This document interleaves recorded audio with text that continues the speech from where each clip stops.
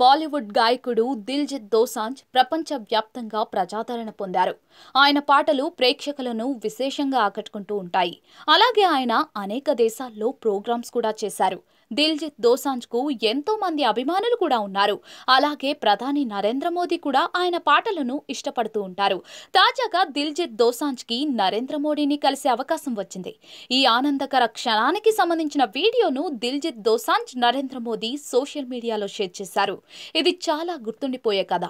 ఈ పర్యటనలోని విశేషాలు ఇవే అనే క్యాప్షన్తో నరేంద్ర మోదీ సోషల్ మీడియాలో ఓ వీడియో పోస్ట్ చేశారు. భారత్లోని ఓ పల్లెటూరి కుర్రాడు ప్రపంచంలో తనకంటూ ఓ గుర్తింపు తెచ్చుకోవడం చాలా గొప్ప విషయం అంటూ దిల్జిత్ గురించి ప్రధాని మోదీ గొప్పగా రాసుకొచ్చారు.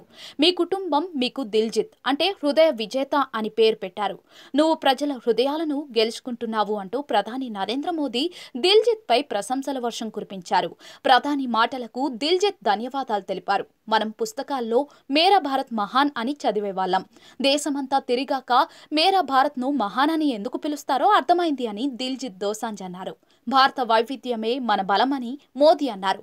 మోదీ పనితీరును దిల్జిత్ దోసాంజ్ ప్రశంసించారు. ఈ సందర్శనలో దిల్జిత్ గురునానక్ పాటను పాడారు. న్యూ ఇయర్ సందర్భంగా మోదీని కలిసినందుకు దిల్జిత్ దోసాంజ్ అభిమానులు సంతోషం వ్యక్తం చేస్తున్నారు.